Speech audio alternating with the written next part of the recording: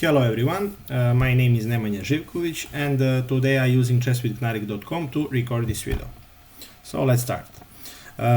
In this video the topic is the initiative like in previous one. When we check hold position you can see that this position became from Sicilian Najdorf. When we check this pawn structure, and also we can see that Najdorf was with pawn to e5 in the middle. And it's also possible Najdorf with e6, but e5 is more strategically for black. We will try to find solution here how to continue with the white pieces and to try to attack our opponent or to grab some initiative. So let's check some normal and simple moves for white. For example, if we play rook to e1 or maybe rook f1 here, both moves make some sense, but after that move we put a lot of pressure on f7. Black will try somehow to consolidate his king side of the board, and very simple way how they can defend the king side is bishop f8, g6 and bishop to g7. Why they wanna try to do that? Because later when we somehow open up position in the middle with knight to d5, and after some recapture, so for example bishop back, we play something like h3, they play g6, knight in the middle. Right now when they jump in the middle, almost always we have to take, because otherwise when we move our queen somewhere there is some tricks with the knight, or also they can just attack us with knight to f6, and after that we will be in very big trouble because they can just infiltrate more pieces on our king side. So when they jump in the middle, we have to take that knight, they take with a pawn, and there is two very nice bishops in the middle right now on d4 and d3. They put a lot of pressure on our king side, but right now when we already play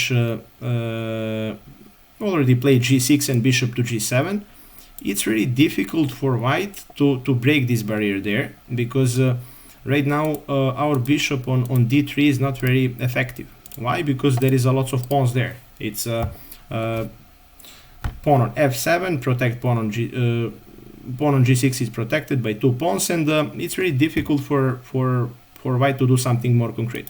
Also, if they collect our knight, we can always recapture with the bishop, and we control light and also dark squares with our bishop.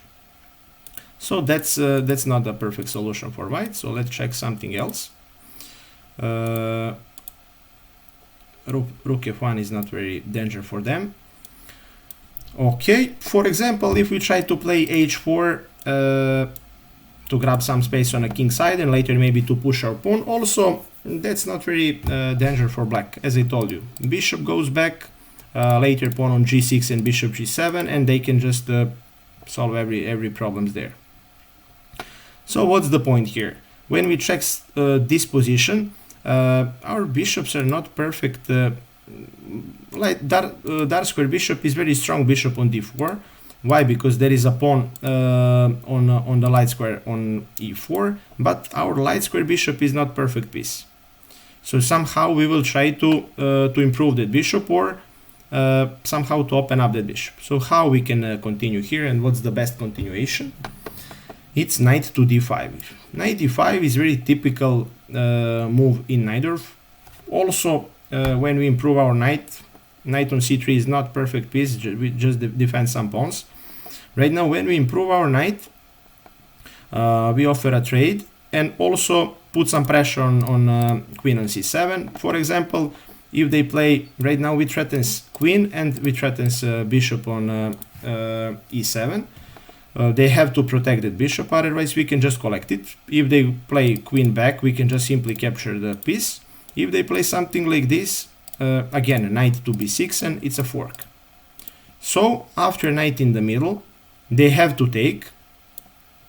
We take with a pawn, and what's happened here? Right now both bishops are open right now and put a lot of pressure on a king side. At the same time, they cannot move this knight right now immediately, because if they collect our piece like this, we can just deliver checkmate on g7. If they try somehow to hold right now king side, that's not really simple, because we have a lot of pressure on a king side. We can just bring another rook in a game. Right now we put a lot of pressure on f7 pawn, and also we threaten straight now immediately to collect this knight with a bishop, and later to capture pawn on f7. If they try to play, for example, rook to d7 or something similar, there is a lots of options right now how we can attack his king side. Maybe we can try to sacrifice our bishop on h7, later to put queen and rook on the same file and to try to mate. Also, there is some options to play this move, to try to collect pawn.